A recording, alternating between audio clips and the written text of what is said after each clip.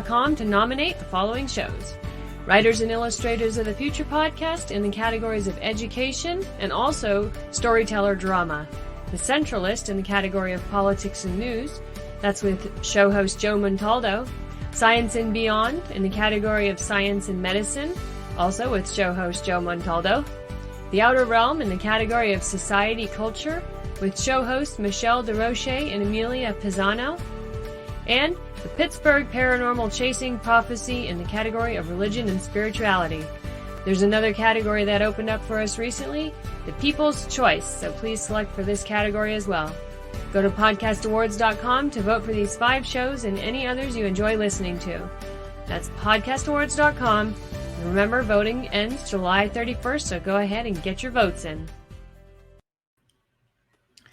Good evening, everyone. Welcome to the Outer Realm Wednesday night edition with myself, Michelle Desrochers. We all know. Of course, I think it's on the screen. And Amelia Pisano. Anyway, we're broadcasting live here via International Public Radio on the United Public Radio Network 105.3 FM in New Orleans. We are fully sponsored by the amazing folks over at Folgers Coffee. So huge thank you to Folgers.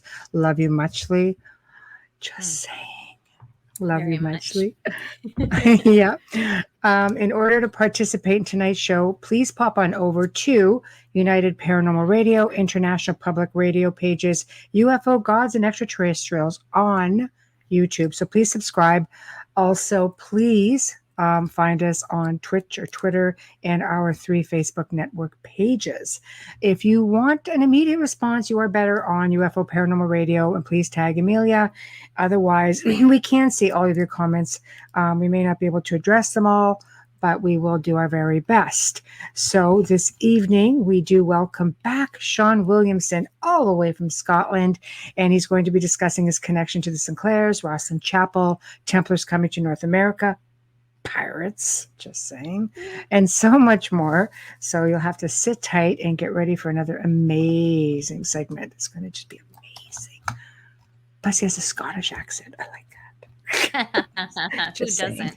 Yeah, It's like saying. that and South African are my 2 most favorite. Yeah, there we go. I can pick up a South African accent so easily. It's not funny. And it's hard, but it's funny. I have a lot of them in my life. Maybe that's why I've been exposed to it so much. Scottish is my absolute favorite. Nice. I have a friend who's from Scotland, and I'll call him just to listen to him talk. He's like, my voice isn't that great. I go, you have no idea. Seriously. Just keep talking. I'll You be the have judge no of that. idea. Never mind. Just, Yeah. I'm like, can you call me and just leave me a message? What are you talking about? I'm talking to you. Just call and leave a message. I just, Yeah, just a minute who you are. That's all I need to know. Yeah, I kind of want. But say these specific words. Yeah, So, say these specific words. favorite words of I the leave day you or everything something. when I die. That kind of thing, right? I know. I'm just glad to be able to have made it because I had like this Linda. 4-hour journey to finish picking up the rest of my Odd All your Fellows stuff. sofas. No, apparently I have 10 sofas now that are like 8.5 dang feet long. So you have 80 feet of seats. Of sofa.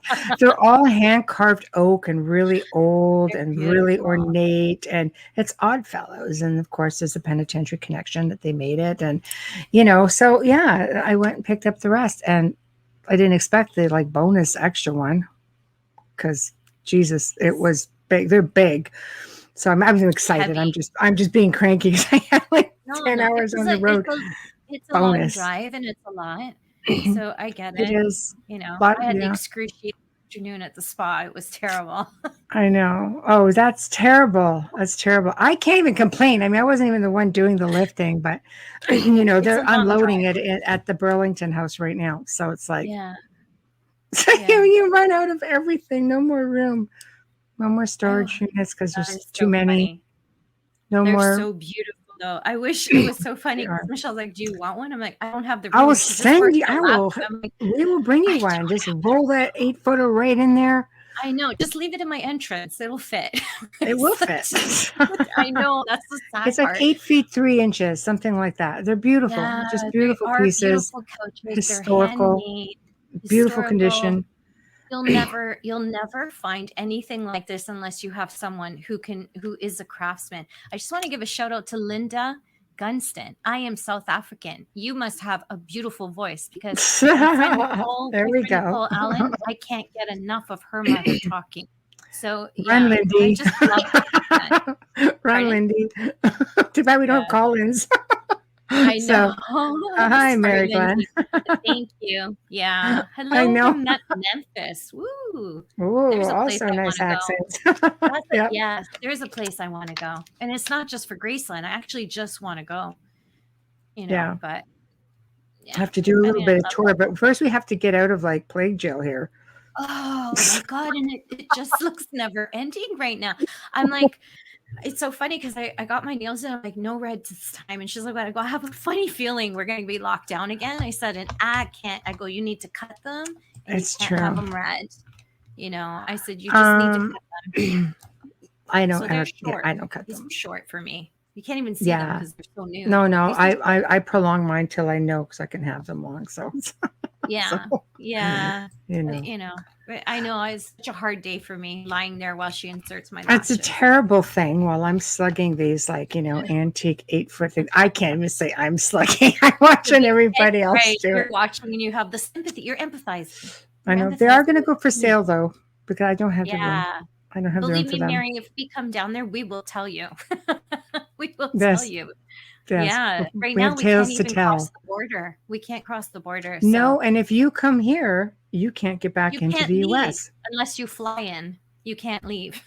Even then, Biden hasn't opened up the borders on the American side. They're all getting closed. touchy. Well, we're not even open up till the middle of August. So, but for them coming in, but we can't leave. It's terrible. So but we open up next Tuesday, but it looks like it's not going to happen because there is a pending strike. So I wouldn't make any plans to come here if I were you. That's all we're saying. Don't make any plans to drive across unless you know you can stay for a while because you will not be able to go home unless you fly. And if you drive in, you're going to have a problem with the car. So my recommendation is if you're driving in, drive in with a rental. There we go. Yeah, because then they'll leave it here. So our guest is here. Yay. So let's bring him on in, please, Joe. Hey. Hi, Shawn. How are you? Hi, folks. Hi. You're not in the car. Yeah. No. I wasn't sure how it was going to go.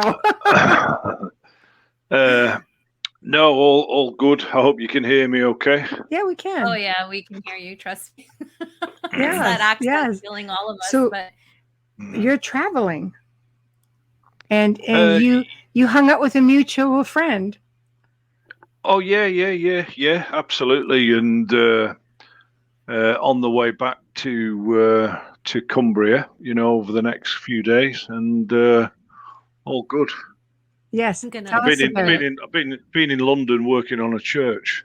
Oh, that's nice. That's quite interesting. So what are you doing at the church? I was going to say to the church. What are you doing? Well, it's actually architectural masonry and some wall building. Nice. And digging in the graveyard, kind of a thing. Not as a grave digger in that respect, but certainly make a good insert into a Dickens novel, Oh, I wanted to do that. I'd love to do that. I'd be an apprentice. Give me the shovel. Wait a minute. I'll dig everything up. I'm the connection of Pisa. Let me come. It doesn't matter. You don't need a connection to dig a hole, man. So I've got sculptor DNA, but I can't do anything to help you other than dig. Did you take a lot of photos? I took some, and obviously still being affected a little bit by the boring old lockdown. And I delivered another sculpture to that I'd been working on for the Chilean embassy. Nice. The guy that rescued Shackleton's crew, Luis Pardo. Yes, you spoke about that briefly. I may have mentioned it last time, but that's finished and with them now. So congratulations. Commission. Nice. So You got to hang out today with our mutual friend Hamilton White. Yes, that was interesting. That was en route. It's always interesting with Hamilton. He always looks so disgruntled. We ignore him. Yeah. Yeah. Well, we saw he showed me some of his fabulous carvings with Templar symbolism and Grail symbolism. Fabulous looking at those. And also I got to hold Hugh absolutely awesomely buzzing Templar sword, which was yeah. Isn't it amazing? She's so jealous right now. She's so jealous. Okay. Wow. How did you feel when you grasped that in your hands? How did it feel? Just incredible. I mean, the idea that these swords are still in existence is just mind-blowing, and it was very, very light. I didn't think it would be so light and well balanced. So long. Yeah, and very sharp as well. And you felt comfortable holding it? Yeah, I did actually. Okay. It did feel. What they say, Shawn? If you feel comfortable holding it, it's yours. So you got to tell Hamilton that. If you have a comfort in the sword, I think he's got a couple. I keep trying to dib stuff. I don't see why he can't part with one for you. Yeah. Yeah. No, so we, I was lucky to go over a few things, and what Hamilton's like. He's a great guy, and we had a great chat there. With amongst all these sacred relics. He's a wealth of information. He knows his pieces, and he's always open to interpretation or other people's perceptions and ideas, which is makes it interesting also. And I know for a fact that if you bring him a meal from McDonald's, he'll give you something from the Templars. I sent him stuff way the hell from here. I'm still waiting for my chalice. It's too far away for you. But yeah, he loves McDonald's. We tease him about that all the time. But did he show you his golden arches? We almost fell over. He brought him up on screen. Last time we were on, I said, "Okay, can you show us some relics?" He said, "Everything sure." You have. And the McDonald's golden arches. M sign. I'm like, really? I'm like, thank you, Hamilton. That's wonderful. So you basically came across some carvings. Yeah. Carvings with grails on them, and acts of worship, and the carvings themselves, and of course some other interesting objects. Some of the stuff he's got were fabulous, but I'd gone there really just to see the carvings that he'd brought back from Portugal, which were over the years fabulous stuff. Yeah I like it. Anything new that he shared? Yeah, but I'm not sort of at liberty to mention it at the moment. So they're on next month. We'll probe them next month. He's on in 3 weeks. Yeah, we'll get him.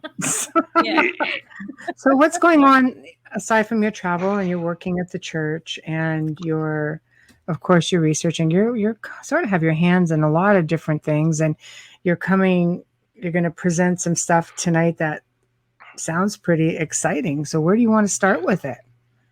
Well, I thought I'd mention my book's not out, which is fiction, which is actually more fact in it than fiction, but I've couched it as fiction, called Questus. Yes. About the Grail Knight that comes back. It's based on, and there's not huge amounts of evidence to back this up, only, it's maybe intuition that the Templars were involved in protecting a sect of knights called Grail Knights. And these were more interested in gathering biblical knowledge and information. And it's about a Grail Knight that comes back, and oddly enough, in it, the Grail Knight is reconnected with a Grail sword. It's the famous Viking Ulfrabreck. It's very difficult to pronounce, but it was supposedly the best sword of all time. And the smelting techniques to create this Damascus-like steel, although more so, have never been really rediscovered. There are several versions of this sword around, but they reckon it was almost like a spring and a cart spring from an old car. It was you could bend it almost double, and it would spring back perfectly into position. So imagine that, sharp as well, and you've got really a formidable weapon. And we know that the Templars interacted with many different cultures, including the Vikings. In fact, there was probably Vikings amongst them, Yeah. Well, I mean, especially if you're getting into the Sinclair line, like they that's part of their bloodline also, is it not? Yeah, absolutely. I was sculptor to the clan Sinclair for several years, and we probably mentioned it before, but I carved sculpted the big carving of Prince Henry Sinclair up at Noss Head Lighthouse in the north of Scotland. So I got to see, many things, many secrets, and a lot of that I haven't released. It's going to be in the novel Questus. And people will be able to see them there, although I'm happy to discuss what I found anyway. Yes, please do. I mean, you maybe give a really quick recap as to your relationship, because for people who didn't listen in or may have missed the show the first time, maybe just briefly bring us up to speed with your connection with Andrew, maybe, and how this research was left to you. And then, please move forward with we like secrets. It's just among the three of us and a couple million. We're good. Yeah, that's all. We're good. Don't worry. We're good. Yeah, well, that's it. It always makes life interesting. That's the thing. My father there was the Great Lakes sea officer. He always used to say, make life as interesting, travel as much as you can, and make life as interesting as possible. And I've tried to follow that as much as possible. But it was weird because my family originally my ancestors were from the north of Scotland. Williamson, it's a sept name of the clan Gunn. Right. And the Gunns were allied to the Sinclairs at various points in history. They were also enemies of the Sinclairs at some point as well, as was the way of warring northern Scottish clans that are predominantly Viking, like the Mackays, the Gunns, the Sinclairs, for instance. There's the three major ones, Sutherlands. They were all a Viking extract, and there's not just the sort of the Scots Gaelic, clans in that respect. There's also the Viking type clans. So the Gunns, which I was in, my family were in, were there up in the north of Scotland, and that's how I came onto the scene, really. And the Sinclairs at the time were forming a library, and it was called basically the Sinclair Study Centre. And my friend Ian Sinclair set that up, and I'd gone up there in about 1999, and there was a huge, it was Clan Games Festival, and that's where I met Andrew Sinclair for the first time, and I gave him a maquette, which is a small sculpture of Prince Henry Sinclair, and he gave me a copy of his book, The Sword and the Grail. So that's how. Then we went off to the huge drinks tent, and got stuck in, basically. Yeah, I like it. Hey, more business gets done over drinks. Never mind. And if you remember it, it was really good. For sure. Yeah. Yeah. And so that's how I met Andrew, and we decided to combine my knowledge as an operative stonemason and his great academic knowledge together. So, and first thing we did was went researching Knights Templar tombstones all over the south of Scotland and into northern England. And we wrote a book together. Unfortunately, Andrew died in 2019, but I'm sat on this book as well, which combines that information and along with the resonant properties of stone and vibrational frequency, which has been something that's been explored within Rosslyn Chapel. Yes. And perhaps there was another purpose for the chapel, as well as it being, which obviously the Sinclairs built, but almost a place where sacred music was played and where it was able to resonate in the auspices of Rosslyn Chapel itself inside, because it's a completely stone chapel. The roof is stone as well. And there's also other exquisite. Yeah. So that was, there's so much really that I have to screw the top of my head down to stop it all bursting forth. Oh, I know. I mean, you have the whole inside view of every inch of the place. I was just happy to get into the main areas, that's open to the public, and just admiring it from outside. And I love architecture, and these old historic places are just mind-blowing. I believe that, you talk about frequencies, and I think we touched on this last time. I believe stone, it retains, it holds on to the energy, it holds on to events that happen, memory. It's you touch it and you can pick up so much from it. Like the old term, if the walls could speak, I believe that stone can. Yeah, that's right, and that's a fantastic way of putting it, actually. But the BBC in the 1980s, I'm still trying to locate this, but I remember seeing it, somehow managed to do some kind of sonic experiment whereby they put electrodes into big pieces of stone, ashlar, which it's a building material inside a church.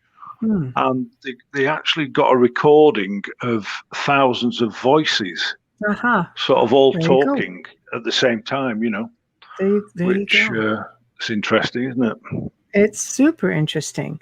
And when you talk about frequencies, I could see Rosslyn being a place where they would work with frequency. Frequencies, people don't realize, can heal the body from illnesses. It can heal the mind. It can affect everything about you.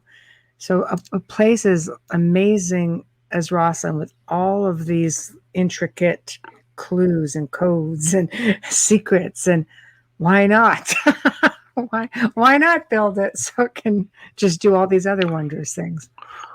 Yeah, I mean, absolutely. And of course, Edgar Cayce was into healing frequencies of Egyptian harps, for instance. And I read quite a lot about his work as a result of the stone lyre that I created with Andrew, actually. And he got it strung by the medieval music department at Oxford. And this is, as far as I know, it's the only one of its kind in the world. and that's going to be debuted in Manchester, and you may get to talk to the people involved in that at some point. I'm going to connect you with them. Oh, wow! Thank you. That would be outstanding. You're the Thank best. you. Yeah. Very excited. Just keeps like the gift. You're just like the gift that keeps on giving. So, that's it. It's like Christmas all year long. I know. In a great way. Without the annoying family. Yeah. So, Buy one now. Buy one, get one free. Yeah, I like we it. just love you. Don't worry. We'll buy anything you're selling. Sure. That's interesting when you say, Rosalind built for frequencies, and it makes me wonder. You look at the apprentice pillar. Some believe it's a DNA strand. And right. And then you're adding your frequencies that can affect the body. It can affect the energy. It can alter you from the inside out, literally. Yeah. Maybe? Well, absolutely. And of course, Crick and Watts, Andrew Sinclair mentions the pillar in context to them, the people who found, the DNA strand or spiral, which many people have said that the ropes around the apprentice pillar in Rosslyn are very similar. I mean, I did a study on the pillar itself, and it's a masterpiece of geometric geometry. Not bad for an apprentice, huh? Not bad for an apprentice. Yeah. I mean, I think that the apprentice pillar is there's obviously legend attached to it, but I think the basis is far more incredible than we know. And some of the mysteries of Rosslyn are starting to come to light. Especially with some of the carvings and stuff on the ornate ceiling and the symbolism. There's another really very American-based writer called Jeff Nisbet has produced some incredible work on the carved ceiling and how it sort of corresponds with astronomical alignments. And we get into deluge theory here and how the Earth is connected to some extent. I mentioned this in my book Questus, but the idea that the polar caps can shift and the whole trajectory of the planet can almost shift overnight. And they reckon this has happened before in the past, with some of the great floods. Which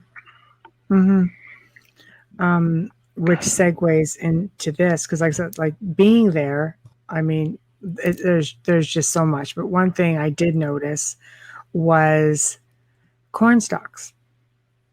Yeah. And you're thinking that wasn't a Scottish thing. That is a North American thing, right? So how would William have known to include this in the construction unless somebody had, right? Okay, the stage is yours. So, segue. Yeah. She's singing. She's very happy you're here. I know. My favorite topic. I can't help it. Yeah. It's very interesting.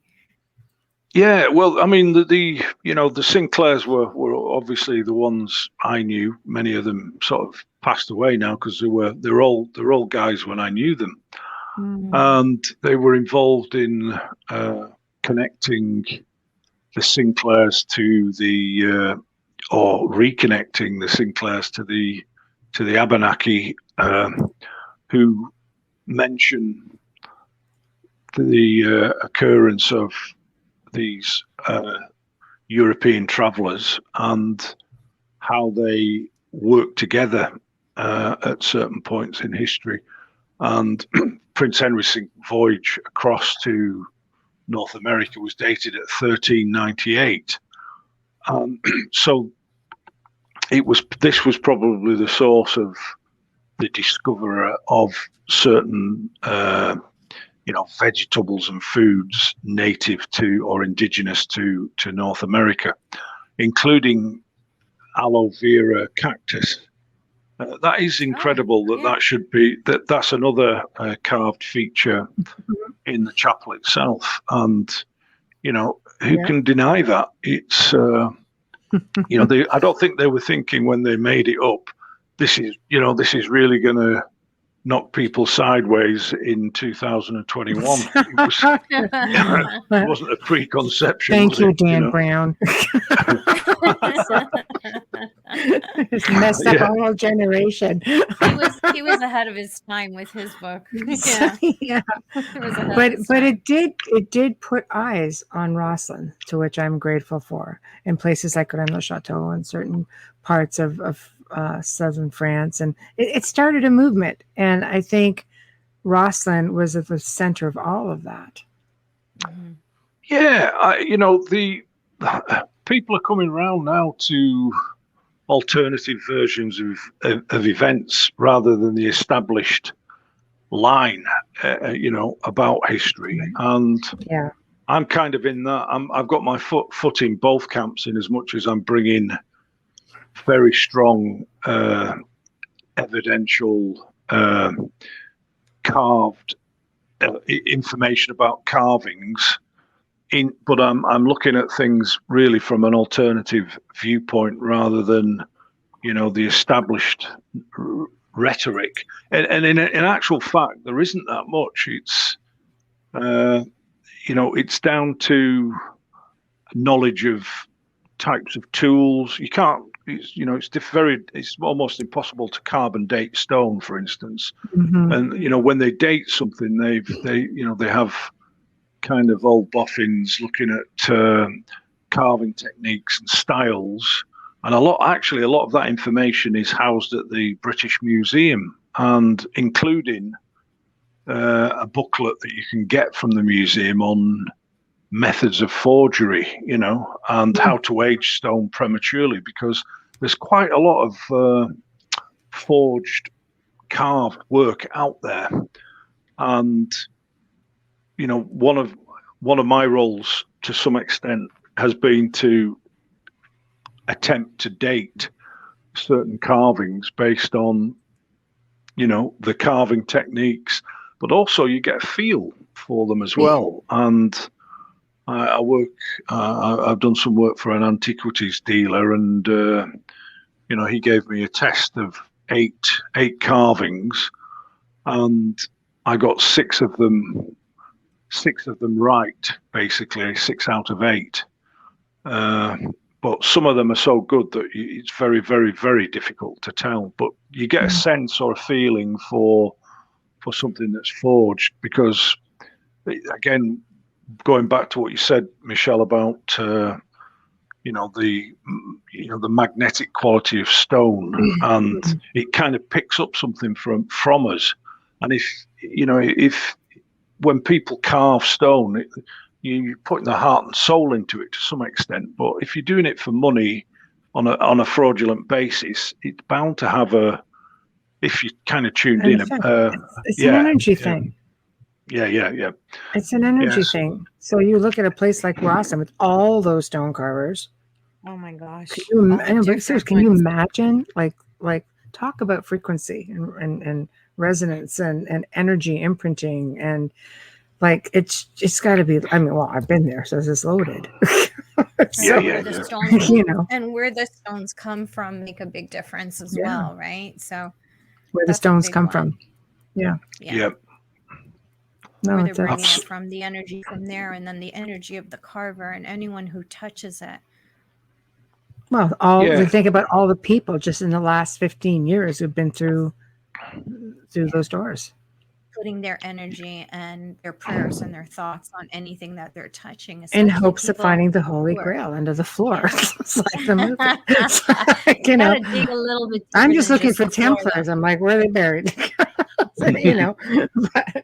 But okay, so we'll keep going from the aloe and the corn husks and North America. We can go down like that way.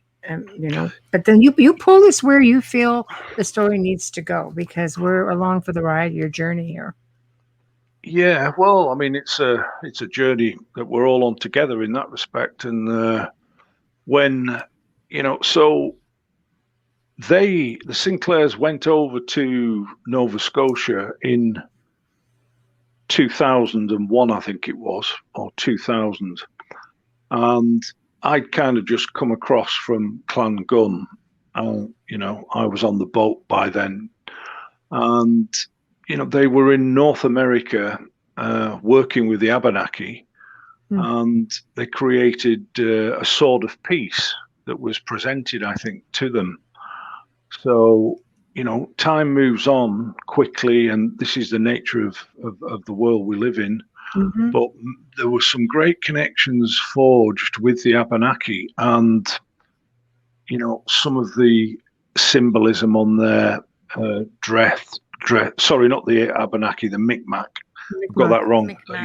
Yeah. I worked with the Abenaki in 2005, and that was curious in itself, because it was just a byproduct, really, of something else. And then, of course, Wayne Murphy and Gretchen Cornwall of Team Templar, they were in touch with me recently, and I was able to rekindle the whole European exploration of North America with them, but from Wisconsin, and the great discoveries that they've made on that native on the native homelands to that extent.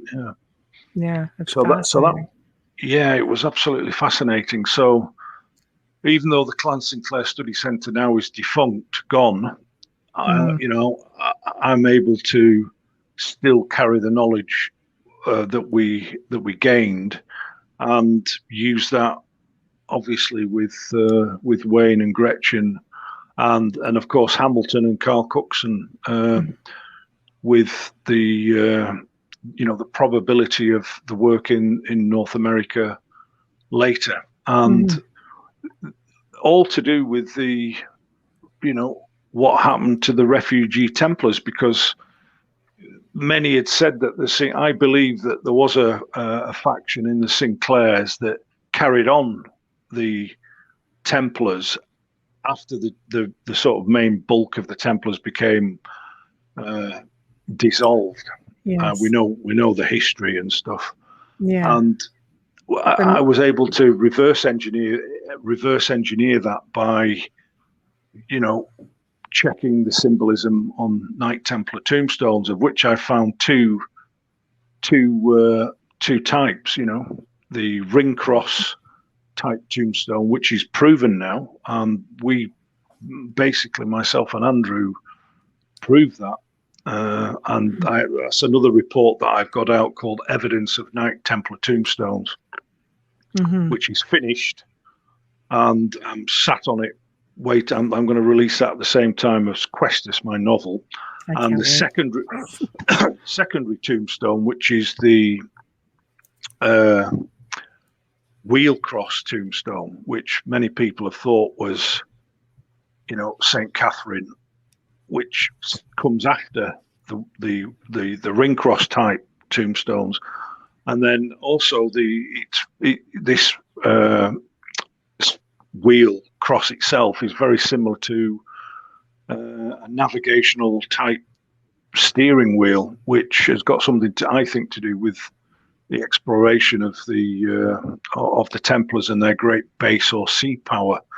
It's quite complex, and I don't know why I'm doing this stuff and not in pool halls and taverns, But it's overwhelming.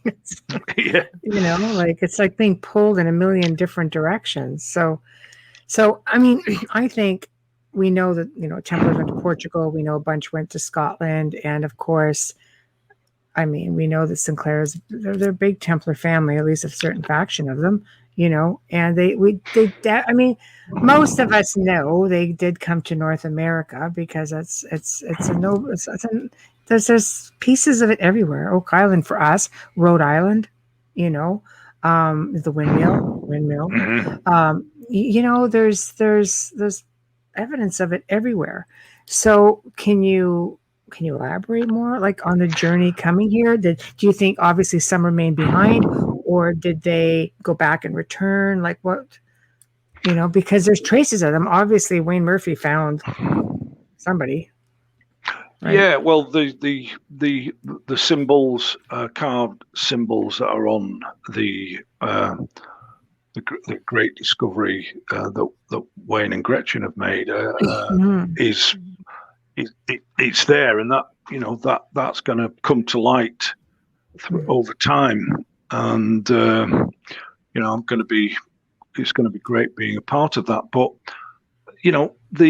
one of the roles of the Sinclairs in the past, going back to the Sinclairs, was that they were actually guardians of sacred treasures and relics. That was an official title, medieval title that they had. So with that in mind, what could they be guarding? Was it religious artifacts? That's what all millions and two of us want to know. Do you have the inside scoop on that? Yeah.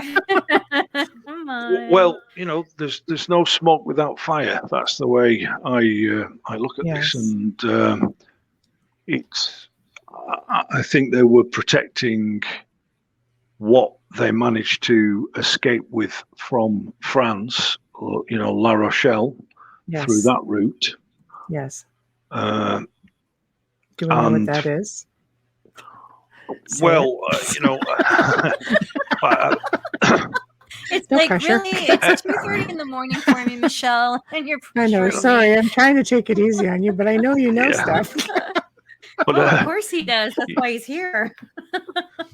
The old. I'm going to the wardrobe now to look for the fedora hat and the whip. You know what I mean? But I think there were several different sort of things that they were, protecting, including obviously the Ark of the Covenant, right? The Holy Ark of the Covenant, and that, and they were there in the Temple of Solomon. They excavated it. They found artifacts with medieval knight spurs and all sorts down there.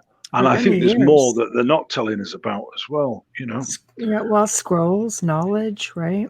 Yeah. The teachings of John the Baptist and Satan, knowledge as well as things or artifacts. Yes. And I think they would, they were running from the Roman Catholic Church, and they would have to find a place where they could be safe to create their new Jerusalem, I think. And I think one of the areas that they'd got navigational maps to, and probably via the Viking line, because the Vikings got everywhere.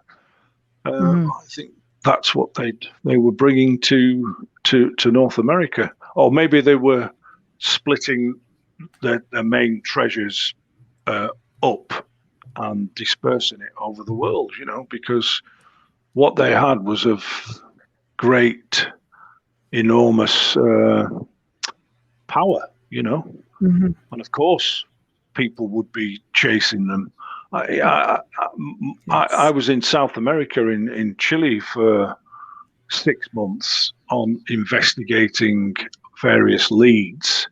It was a great, absolutely fascinating journey to find out that, they too have got their own Templar legends and artifacts and information that it's a line of, and of course, Kathleen Ball has been working, filming right now, the Brazil thing. That's right. So what was going on in South America? It's one of the theories. I have to jumping around a bit here, but That's okay. Sinclair Castles. Yes.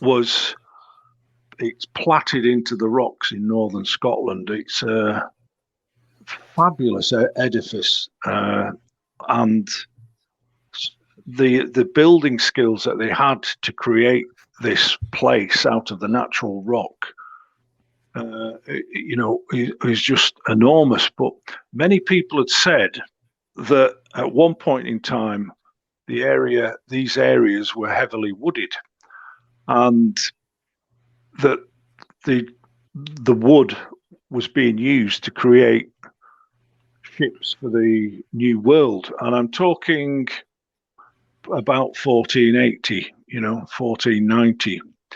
And that this guy, structural engineer actually, Mike Rose-Shaw, and he said that the place had been used to create ships that were actually flat packed, almost like IKEA, and it was like the medieval Cape Canaveral, and shipped out to America, because the power was based in shipping later, sea power, and that was an interesting dimension on the archaeological discoveries that they found there, and it was alternative, but I somehow thought that had got the ring of truth in it, and the interesting thing about, because then I started researching piracy,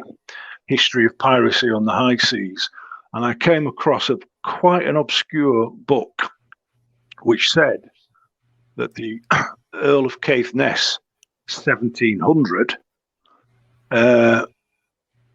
entertained pirates and corsairs at Sinclair Castle. So I thought, again, no smoke without fire. Was there more than a passing connection between the genesis of pirates and the Sinclairs? Was there a combination of, did the Templars, because when they left La Rochelle, apparently they left La Rochelle with skull and crossbones on the flag. And I think there was more going on in North America and South America than we'll ever know. But we are starting to get some of this information about this cross, seafaring Sinclairs and the like, and the Templars. And, in a way, standard history is denying us that to some extent, I believe. I've read about the connection with Templars and pirates. I think there's the misconception where the Templars became pirates, not so much that they worked with them or they were connected together. It's just there's a lot of stuff. It jumps around a little bit. Even in the stuff that I've read, I was sort of like, well, that's interesting because it goes back to finances and banking and that whole thing, right? So, but I don't know. It makes sense to me because you look at a lot of the secret societies and skull and crossbones and things like that, and so much of it stems back to Freemasonry and Templars and maybe there's a little bit of everything. I look at Oddfellows only because I've been just immersed in it in the last while, but a lot of it is reenacting different things that happened in the Temple of Solomon. Everything. Like I was fascinated when they were telling me that. I'm like, there's a connection somewhere between many of these groups, to the apex being, the Templars, right? Yeah, well, I've visited Rhodes and the castles of the Knights of St. John there. Vast amounts of skull and crossbones there as well, on tombstones. Really? Oh, wow. There we go. So, again, I think that although there was a battle actually between the Hospitallers and the Templars at one point in time. Wow. In the Middle East, which was kind of a curved ball in that respect. I do think the Hospitallers actually helped the Templars somehow, and there was a combination of regrouping going on as the Templars, became dissolved, and all the things that happened to them. I think, they saved the treasure. Who knows where it went? But there's some theory about it actually being down in Arizona, with the stones that they've discovered there as well, that look symbolically like the depiction of the Temple of Solomon from the Secret Scroll, the Masonic teaching document in the Orkneys. Very similar. So it's pulling all these threads together and trying to weave something that's got the truth in it. Yeah, but I mean, you have people coming to the new world, so to speak. I think eventually they're going to blend in. They're going to intermarry, right? If they're not going back and they're going to stay here, they're going to intermarry. They're going to, marry into indigenous communities, and just blend in, disappear, especially if you're being chased. Yeah, I agree. And I think the Templars' integrity and gnosis or knowledge of world and spirituality would make them very good at being able to do that. Because there would be Templar Masons. They had their own contingent of stonemasons based on craft guilds of France. Children of Solomon, actually, they were called, the Templar Mason groups. And the founder of the Templars, Bernard of Clairvaux, one of his Cistercian brothers, a guy called Archard, was responsible for training stonemasons in Europe. So the Templars were actually the foremost trainers of cathedral builders in Europe. Huge legacy to continue forward with. And what better way to hide a treasure by blending in and disappearing? I mean, I don't know. And you have Gretchen and Wayne just come and throw a wrench into it. Maybe you guys are all going to find something like that's not expected. But I'm sure this is everywhere. It ranges anywhere from North America to Chile to Brazil to, Kathleen's finding goes back to the 1200s, she figures. So they've been here. This is not something new for them. They knew exactly where they were going, I think. Yeah, I think they did. I think they had the maps of the known world at the time, and that brings me to Piri Reis, the Admiral Piri Reis, and his map that he was in possession of, which was apparently a composite of other maps, but actually proven to be very, very similar to, because it depicts Antarctica before there was ice. So, wow. And it's been verified as being very, very, very close to what they know of the landmass under Antarctica now. And Charles Hapgood was an American map maker and geophysicist, I think, for want of a better word. He was the man for that. And his book, Maps of the Ancient Sea Kings, is just unbelievable, phenomenal. You know, the information in that, and well worth people, anybody that's interested, try and get that book, because it's kind of, the price of it now is going up and up and up. And it's, the weird thing is, any of these books that have the greatest of knowledge and alternative knowledge seem to be being priced out of the roof, you know. Mm-hmm. So get that book if you can. And I think it still is available, but it's like something like $90 or something. Ooh, it's crazy. Yeah, it's like that. I purchased a book from England, actually, from a professor who taught a class based on my great-grandfather and how he sculpted.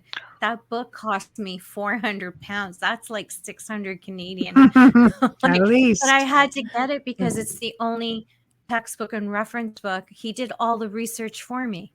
So for me, it was a gift to be able to buy it and not have to do that work. And then he photographed everything he's ever done. So it for me, it was exciting, you know, being a descendant. You want that kind of thing to fall into your lap. It saves you a lot of work.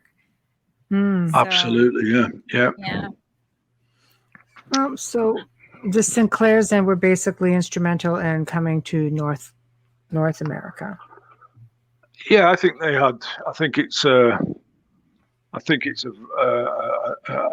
safe bet to say that they were there at some point, and certainly all the research that was done at Sinclair Study Centre goes in that direction. You know, through Prince Henry Sinclair and his voyage to North America and his connection with the Micmacs.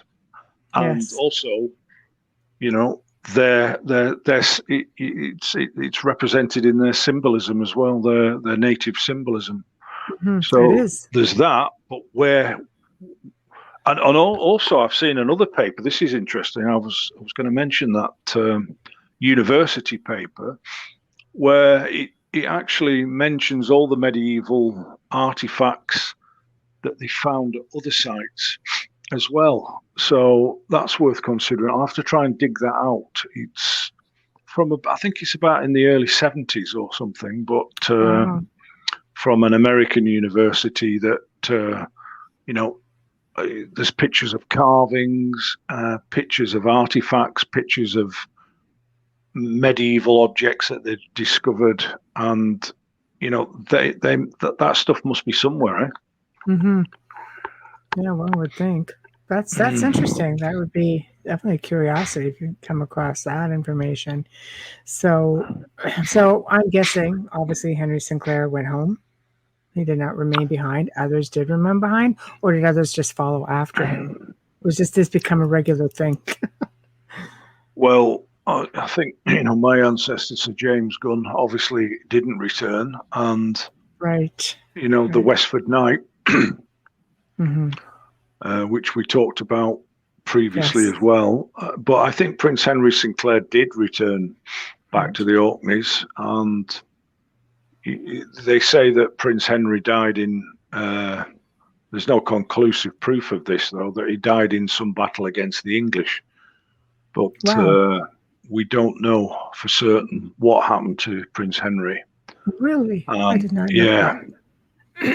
But if, as per the tombstone of Sir William Sinclair in Roslin with the Wheelcross tombstone, which I think was dated about 1325, if he was indeed part of a continuation of the Templar Order with this type or form of wheel cross, or like ship steering wheel cross on it, then they would be candidates for a continuation of the order to protect what the original Templars had found in the Temple of Solomon, which they were pledged to look after, and would account for the Sinclairs being named, guardians of holy relics,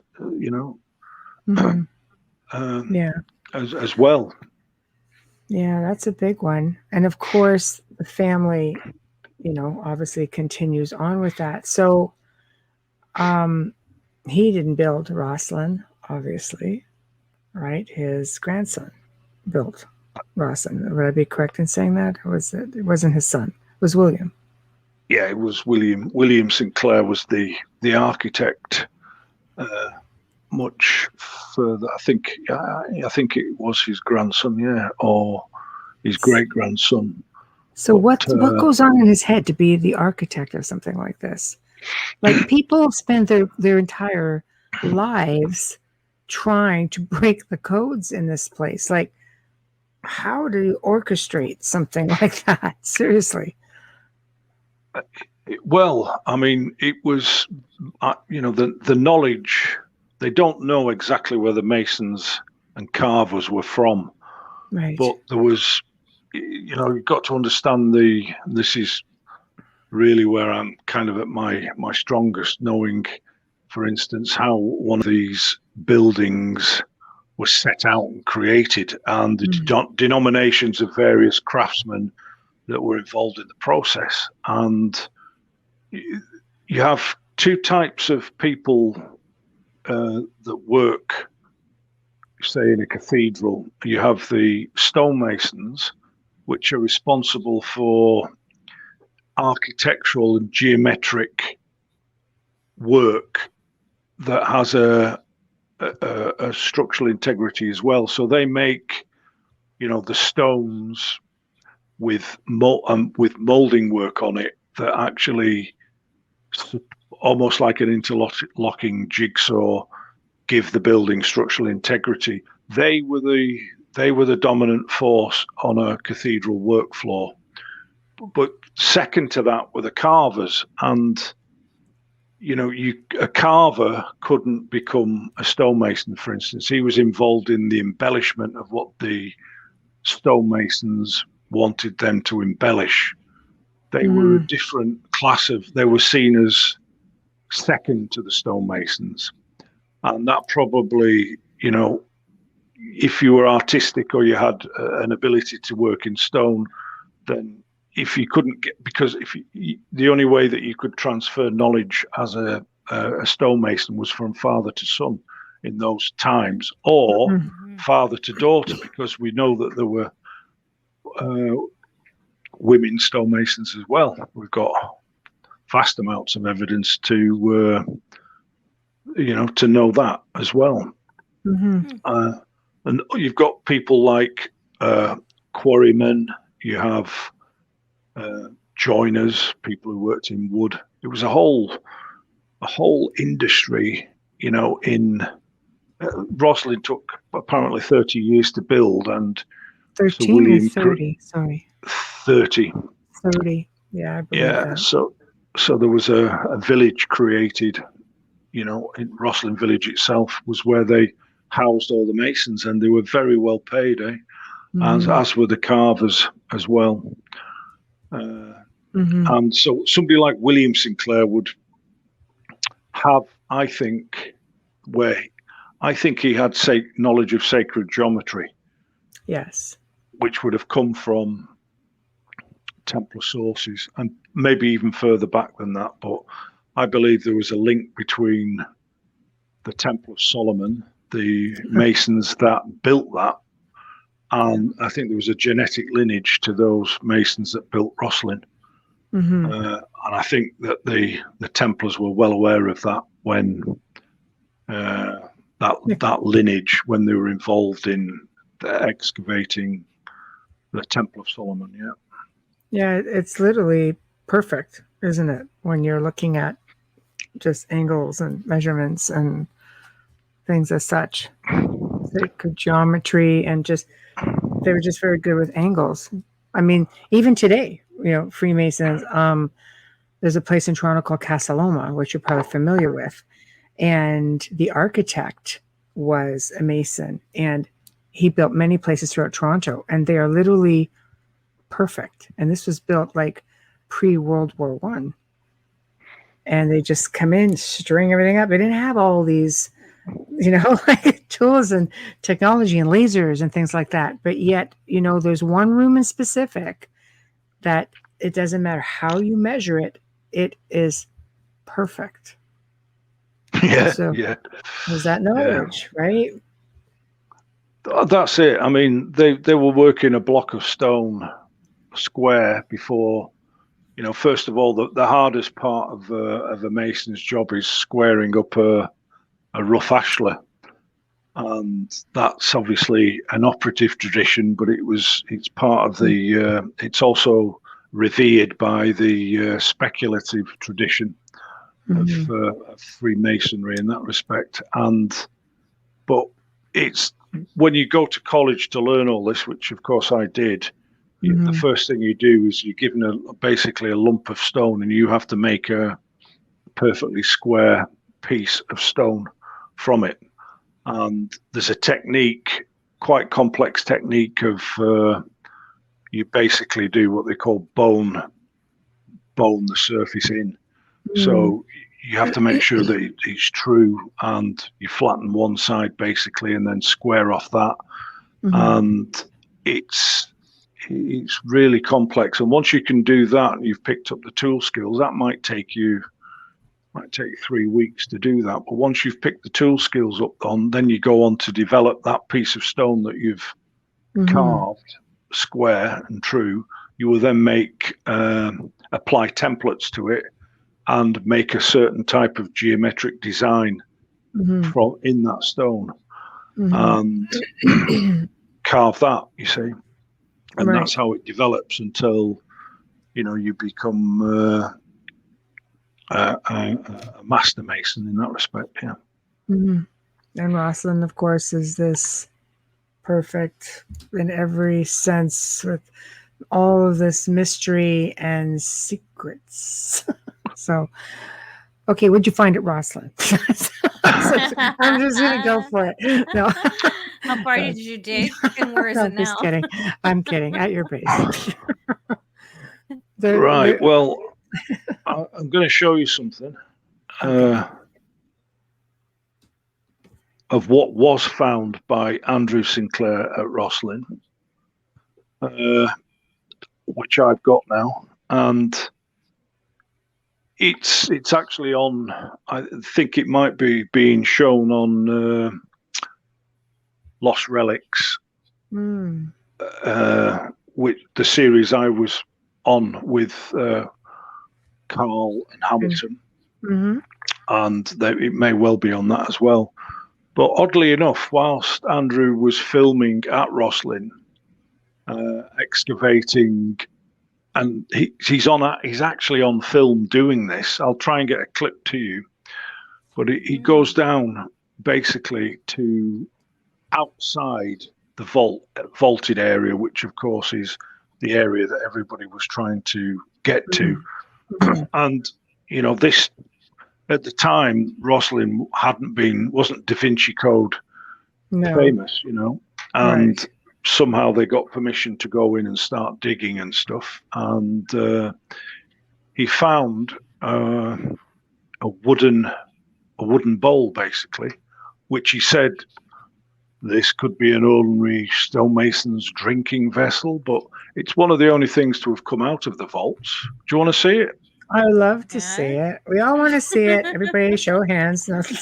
Yes. Everybody out there. My glasses on for that. I'm losing my voice. So.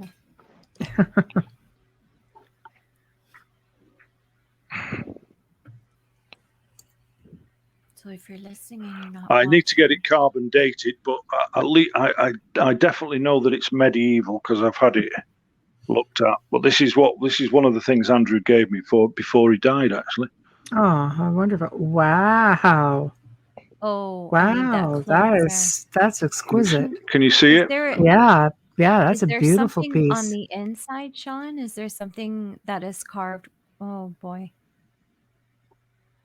That's it, and it's it's had incense or something in it at some point, like almost like there's wax in it as well. And he's had this since 1995, I think it was. Wow. And it's a beautiful thing. It's exquisite. I believe it to be much older. Can you see that? Oh yeah, it's exquisite. It is exquisite. And this is the only piece to come out of the vault, or he was in front of the vault. Has it ever been completely excavated? Because if there's there's got to be more. Well, Someone's trying to guarantee yourself a crit. It's my job, man. I'm supposed to ask questions. Hard questions. I don't see anybody getting that chance to get down there, and apparently it's full of the main vaults themselves are full of sand. And how bizarre. Yeah, and there is an extract. I'll see if I can find it to read you the. I figured the family, even for just their own curiosity, would want to dig. Listen to this. Okay. So this is from the book that I was writing with Andrew, and I've got that as well. But this is through some of his research. So it starts off, a description of the vaults in 1693 declared that they were built of polished ashlar.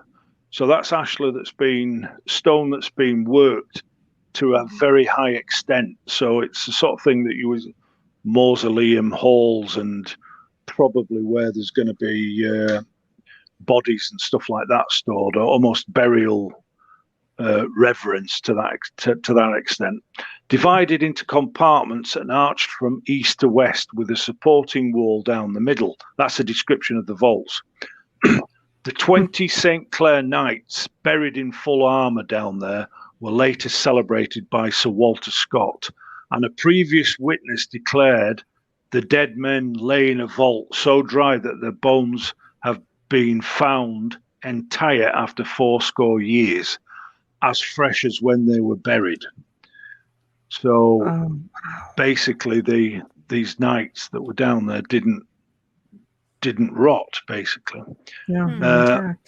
Father Hay backed this account. He was very famous in all this as the man that saved vast amounts of knowledge from a fire that consumed Roslin Castle, or part of it. So Father Hay backed this account. Sir William St. Clair was the last male knight to be consigned below, on the same day as the Scottish defeat at the Battle of Dunbar. His corpse seemed entire at an opening of the cave, but when they came to touch his body, it fell into dust. He was lying in his armour with a red velvet cap on his head on a flat stone.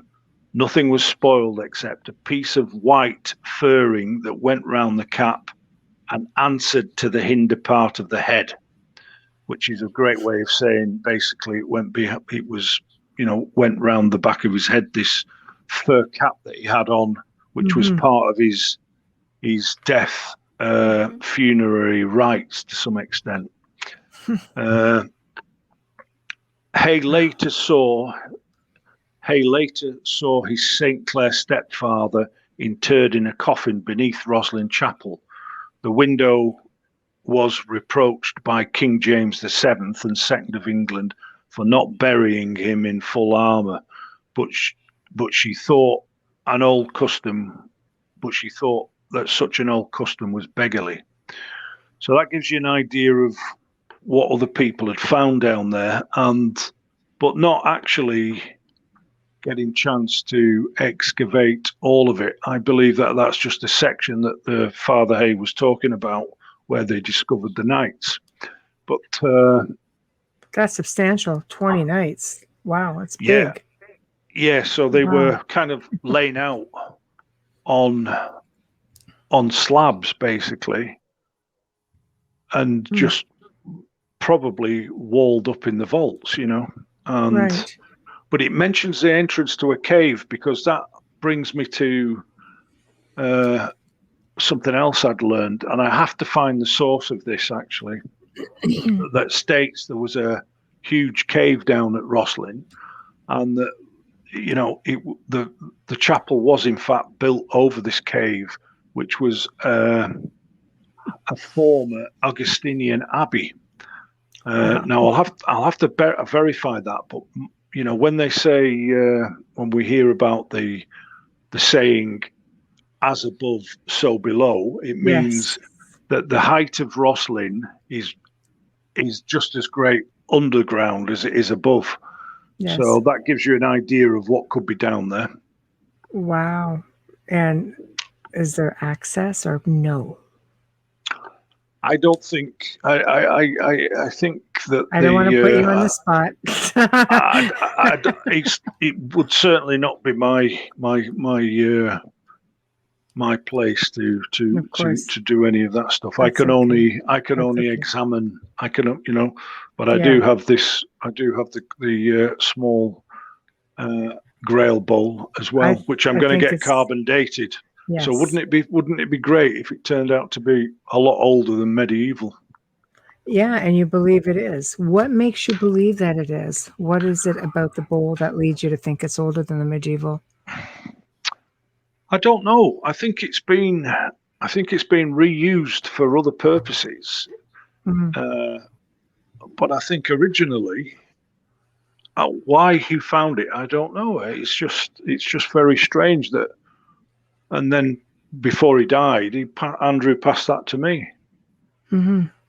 Literally, the last time I saw him, that's what he gave me before he died. He was, you know, he was 85, 85, yes. And you know, he'd succumbed to some ill health and stuff. But he was a very prodigious writer, and you know, much maligned as well. He had a lot of people.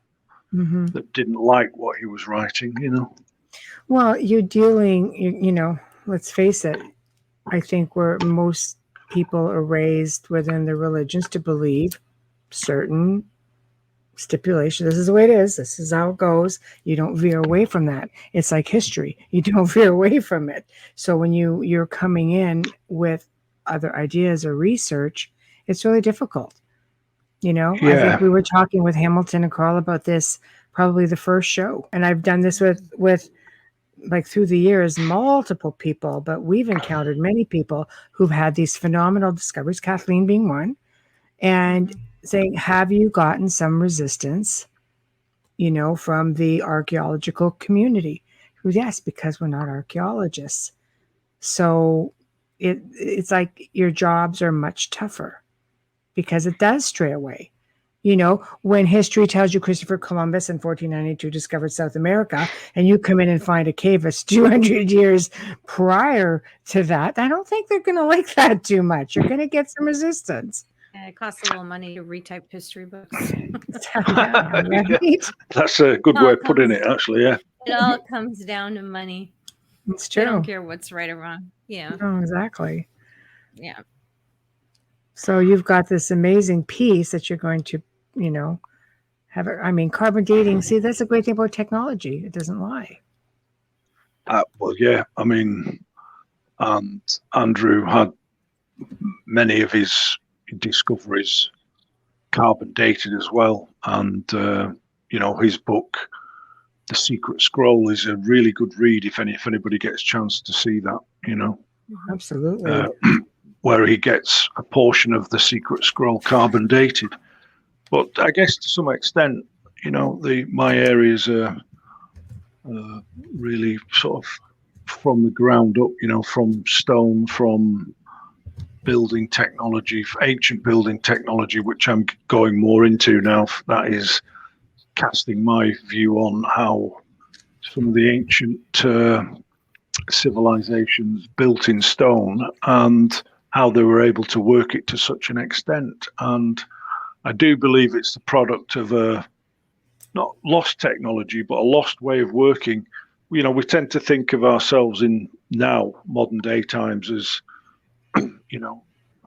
the best of the best, because we can build high-rise tower blocks or whatever. But it doesn't last more than 100 years.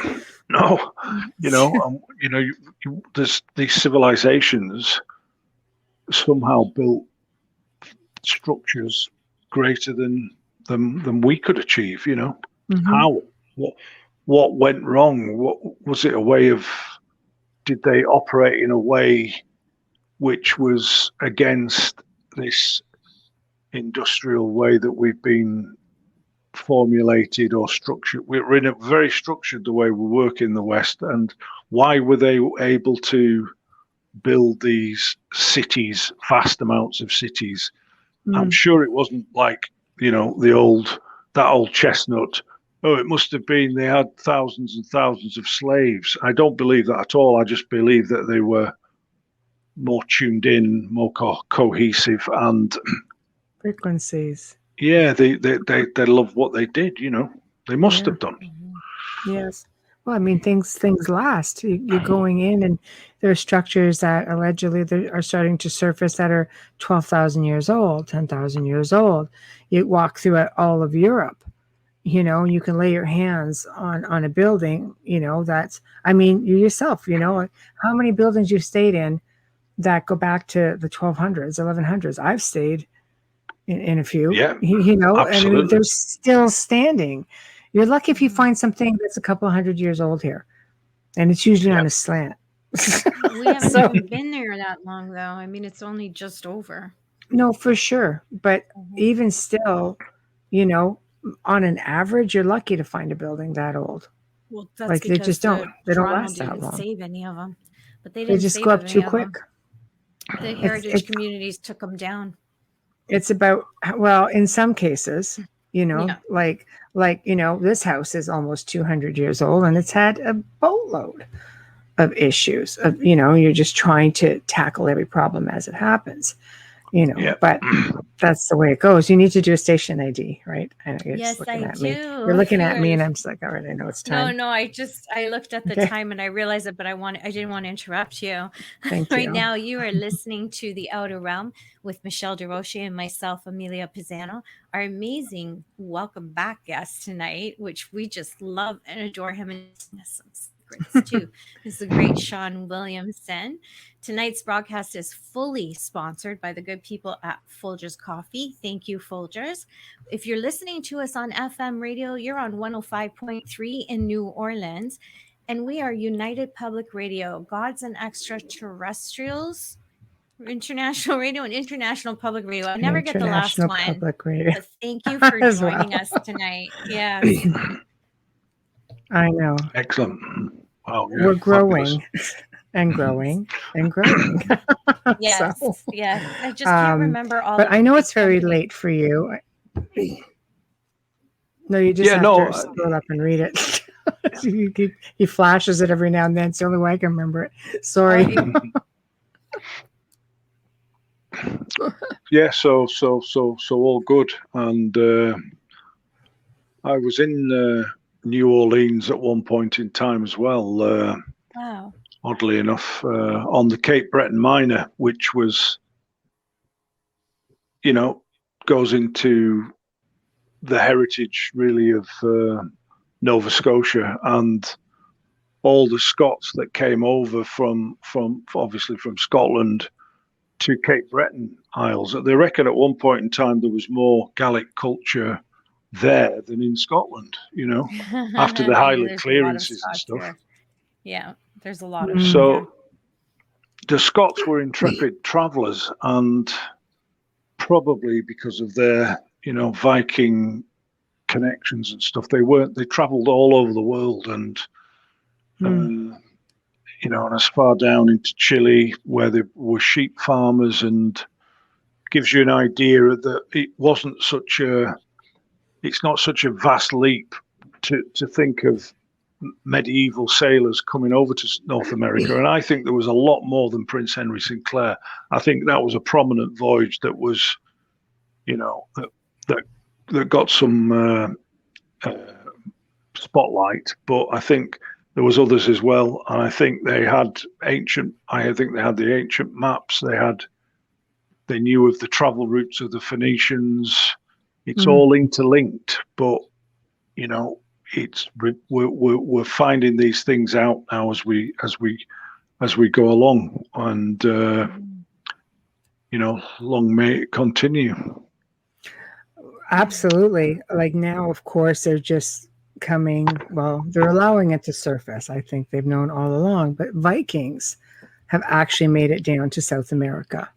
We know they've been in North America, but now that there's talk that they've been to South America as well. Yeah, absolutely. That wouldn't surprise me in the slightest. I mean, the Viking Varangian Guard, the Byzantine emperors employed the Varangian Guard type mercenaries. They were, all over the Middle East, and prior to 1200, they got everywhere. They were into Russia, up the River Volga as well, which is apparently the basis of some of the basis of the Viking genetic pool, say, of Russia.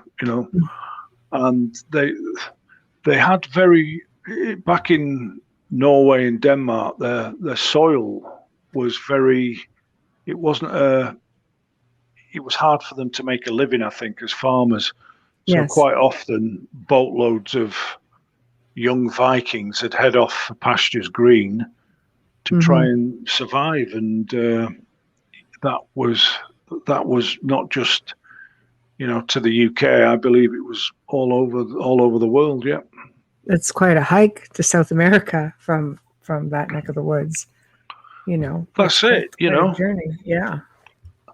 And when you get down to places like Chile, it was remarkably like the climate was, especially Chiloé, which is an island area where lots of small islands, lots of sea culture, and the climate is very similar to Scotland. It rains continuously.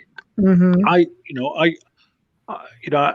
thought, why have I come here? I could have just gone to Scotland.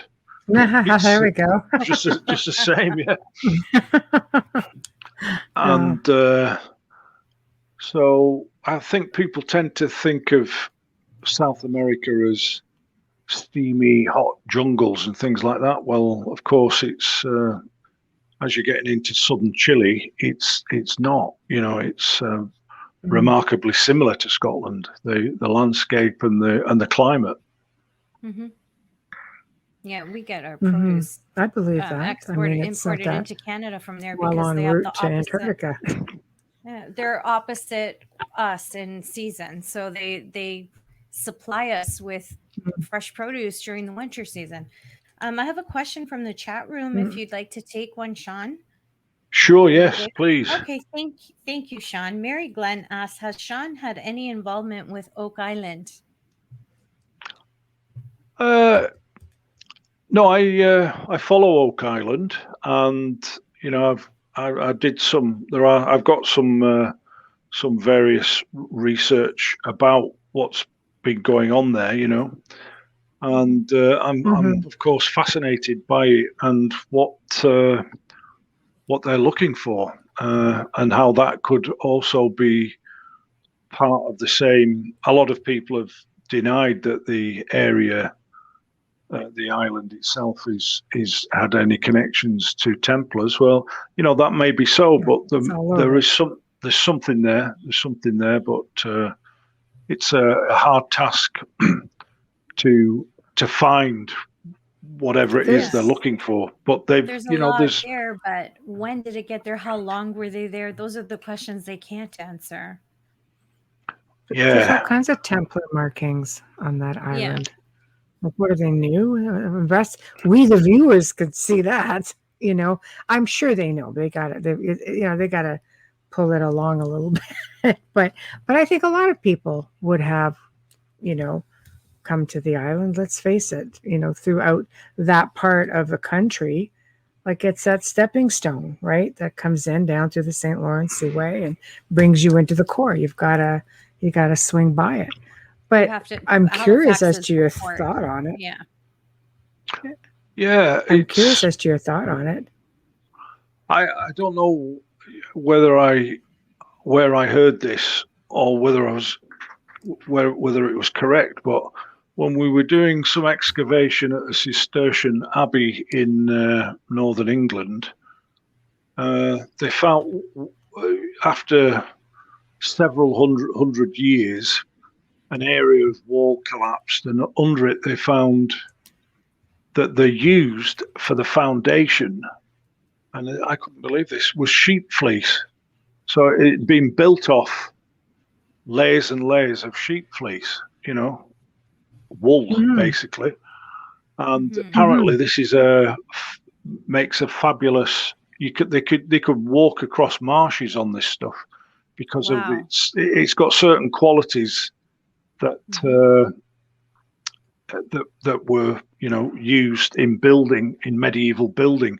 And I heard that they found quite a lot of it at one of the entrances to one of the tributaries that of a river that was close by to the pit itself. That'd be interesting to get that verified on. That's actually really fascinating. That definitely sheds some light on some medieval structure building. Yeah, and how they consolidated areas, for what they were doing, because it's a massive undertaking. I mean, how many men were involved in digging it, and what kind of a brain would be able to devise a system that, although they could see what's there, there's photographs of some of the things that they can see, they couldn't, every time they got so far down, it filled up with water. And I think President Roosevelt was involved in. He was trying to figure it out. Figure it out. But that's a loaded question that you're asking. What kind of a mind would build something like this? Oh, I don't know. Maybe the same kind of a mind that would build Boston Chapel with all of its weird, structure. I mean, like I said, you could spend a lifetime in there trying to figure this place out. And it's like sacred geometry. It's like master building. I think it's not just anybody could go and engineer something like this. I'm sorry. The Templars were known builders. Absolutely, and I agree entirely that. Thank you, Shawn. The building techniques and the people that were involved in this stuff were just, unique. Absolutely, yeah, yeah. So, why would you go? Okay, let's just be hypothetical for a moment, because I don't want to, I don't want to stray from the show. I think they're doing a fantastic job. I love that they're just going layer by layer, and they're looking at all of the possibilities. I think it's exciting. I love archaeology. I love the fact that things can be preserved. But let's just hypothetically say the master builders, who were Templars, Masons, this is a European thing. These guys had it together. They knew what they were doing. Look at all these cathedrals that have gone up throughout Europe. Master engineering, in my opinion, for what it's worth. But why would you build such a complex pit? So complex. What would you build something like that for? You would want to make sure that nobody ever got access to what you wanted to put in it. Just being devil's advocate, that's all. Throwing it out there for what it's worth. Unless that they had knowledge of being able to retrieve what it was they'd left in some equally divisive way. And surely they wouldn't make it inaccessible thinking ahead. You've got to put yourself in their position. Mm-hmm. And, what would they be thinking about people in the future? Would they be thinking how materialistic and how gone wrong people were to want to find treasure for treasures for the sake of treasure? Or are we trying to show that we are their equals by being able to fight? It's like a puzzle between the builders and the retrievers, the builders versus the retrievers. It's a cultural dimensional thing, isn't it? Yeah, it's, to me, I'm sure not just to me, I'm sure to many, it's definitely, it was built to make sure that they were the only ones to have access to it. Even in the future, they know the other way in. Damn it, that's what I'm trying to say. So Yeah. But everybody else doesn't. So they're going for the obvious, whereas they have to come into the back door, sort of thing, and nobody knows where that is. Yeah, that's it. There must be a key to be able to access it somehow, or a way of damming off the effects of the water filling up the area itself. But I was always fascinated by the Oak Island stuff from Holy Grail across the Atlantic. The Canadian writer Bradbury. Ray Bradbury. Yeah. That was really one of the first books I read on the whole thing. Apart from having a kind of a feeling I'd been here before. Like deja vu type feeling when I was over on the lakes and stuff. Maybe. Yeah. But the Oak Island thing, I mean, isn't it great that we've got people, checking this stuff out, and layer by layer. Yeah, it makes life interesting, doesn't it? Well, it does, because you're talking about a connection between Templars and pirates, and they're finding, this alleged pirate treasure that maybe is much older and much, more, maybe not. The treasure isn't always money. No. The treasure, you look at the Templars themselves, wealthy men don't give up their wealth to go treasure hunting. Well, that kind of moves the Lagina brothers right out of there, though. Yeah, right. I know. You kind of just zeroed them out. Yeah. But Templars, they gave up their wealth, in some cases, titles, for knowledge. You don't go give up wealth for physical wealth. You go for something that's much greater. A purpose, knowledge, a spiritual journey, a quest, call me crazy, but No, I think that's a really good way of putting it, because they gave away,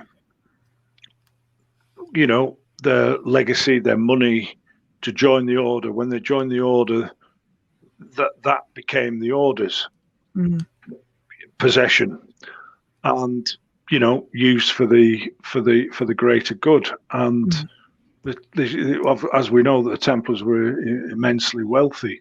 But if you get rid of that burden of the materialist thing, the cash or whatever they had, and they're not thinking about that all the time, then as an order, they were looked after. They were regimented. Of course, they were going to do much more than what we perceive. Like they were just warriors. They were more than that. They were geophysicists. They were all over. Well, there are many educated men in there. Absolutely, and biblical scholars, you know. Mm-hmm. So it makes sense to me that being freed from the burden of wealth, they were able to make, you know, turn their attentions to discovering esoteric knowledge or other things about the earth, you know. No, I agree. And you get back to building for a minute. I'm sorry, can we just like talk about that tunnel at Acre? Like that tunnel, you know, there are tunnels like that being found everywhere that the Templars were very present in, and they are engineering feats of like glorious architecture is all I could say, because I think it's all, I go a little bit stupid when it comes to Gothic arches. You'll have to forgive me. And they just build them everywhere. So, you know, but I mean, like, how do you know something like that isn't at Oak Island? They build them everywhere. Well, you know, they had specific mining knowledge and building constructional Thank you. information beyond average. They must have done to create what they created. But they also had, you know, schools of building technique, and all this information was passed down. They had their own masons. Yes. And they had their own builders, and they had their own engineers. Mm-hmm. It was a huge network of skilled people that they were using seemingly all over the world, you know. Well, Dr. Kathleen Ann Ball is a perfect example when she found this cave that they had been, I guess, mining to a degree, because there's crystal quartz, there's quartz everywhere. You know, and you go in there and you just see it's being worked on. It just goes to show you, it just the knowledge. Just, you know, when you're looking at things like Oak Island, you really need to dig and see that they had the means, and they were doing this, like you say, everywhere. And you know, I have a feeling they're going to find a lot more. I think the world is ready for it. We're not so quick to just listen to academia the way it is. We know there's more to it, and we're open to it. We're receptive to it now. Yeah, absolutely. It's very one-dimensional, the approach that they have, and I think they're probably, now that there's other forms and ways of research taking place, I think it's going to open up, definitely. And the Gorton Monastery in Manchester, of course, which I'm connected to also, I'm their sculptor. Nice. They've just, Jill, one of the ladies that's involved in working at the monastery, and Elaine Griffiths, they've created a superb library, Grail Study Centre. So, you know, maybe the Sinclair Study Centre situation is not dead yet, and it's going to rise again at the Franciscan Monastery of Gorton. So watch this space, so to speak. You think the world will be better prepared to hear what they have to say now? I think so. Yeah, I think so. I think it's like a snake shedding its skin. We're getting rid of the old prejudices, and people are more receptive to other ways to gain knowledge and other methods. I always call my working techniques oblique lateral, in as much as I'm kind of a lateral thinker. I'm looking at, multiple. I do quite a lot of reverse engineering as well. Mm-hmm. But case in point proven, when we discovered Andrew was writing about tombstones, I came on board. We discovered a form called ring cross tombstones. Mm-hmm. But we didn't have any, they always used to say, well, yeah, but where's your evidence? They could be the tombs of Knights Hospitallers. Mm-hmm. And until that is that we found a friend of mine, Master Mason Shug Douglas from Edinburgh. There's a good name. He was digging, building a wall at the Templar headquarters at Ballantradock, and discovered 3 of these ring cross tombstones under the wall, you know. So they were there, you know, the ring cross tombstones at the temple headquarters.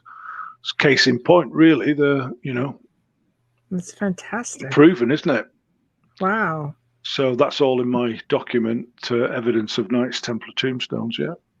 Oh, I'm anxious for that to come out. I'm waiting very patiently for your books, just so you know. So, your fictional one especially. Oh, that one's the one to start with. Yeah, but I love tombstones to start with. Also, I have rubbings of everything. I love it. So there's one scene in Questus where this'll, you know, I think this will interest you, where the guy, the hero, well, he's kind of an anti-hero in that, to some extent. He's in Rosslyn. He's called Angus MacWilliam, and he's sat in the pews. He's taking the guy that he's working with has gone off to get some chisels sharpened, and he's sat there in the pews looking at the altar, and suddenly he hears like 50 people all breathing behind him, but in unison, you know. And he turns round to see 50 Templars all behind him, and it blows his mind. He doesn't know where they've come from, whether it's a vision, whether he's going nuts, and it all kind of starts from that. But you can see that spiritual dynamic, visionary spiritual dynamic coming out there, you know. No, I love it. Like it would happen there. Yeah. It's just an amazing place.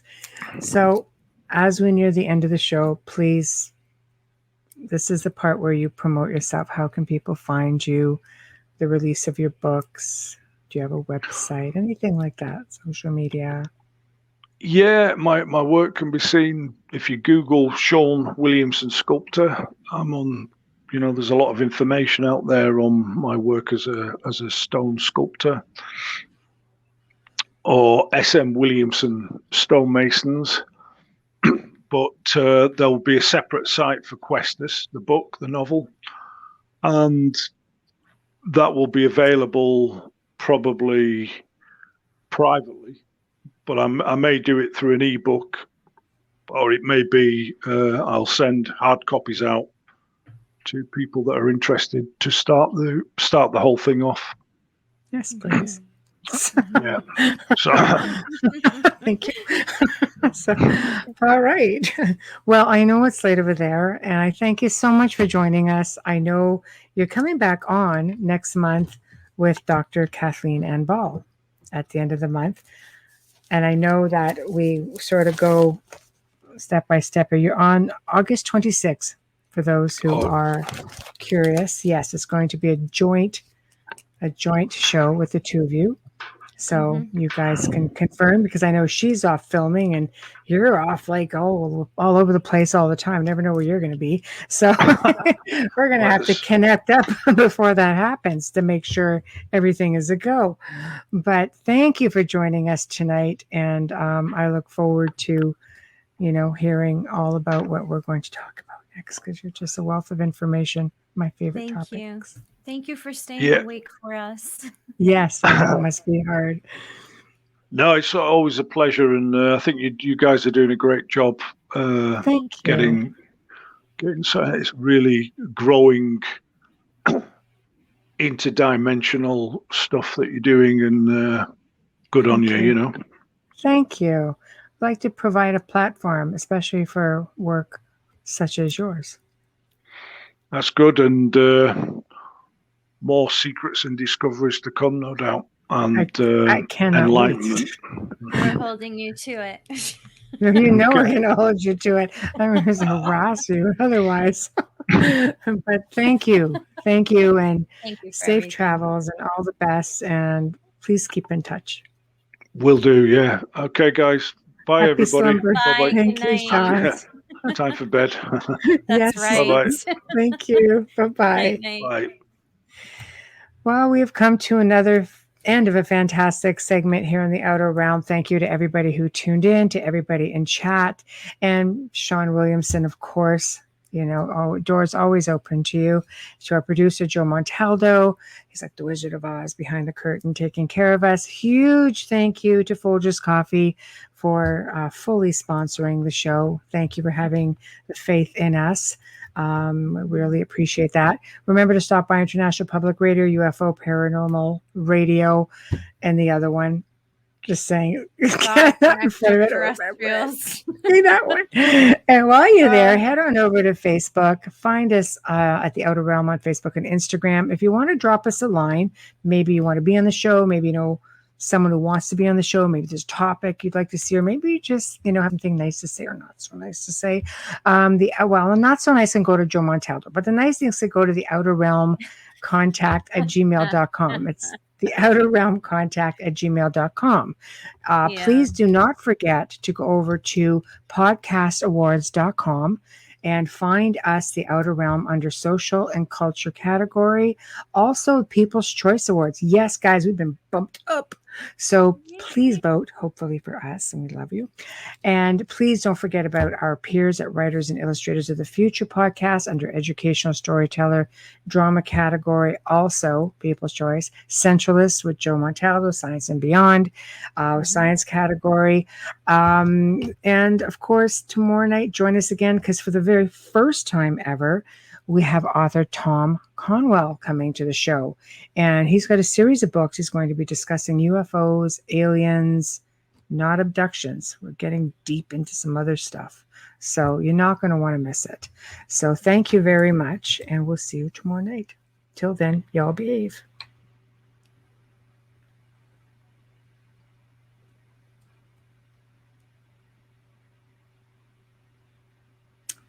Joe might be sleeping.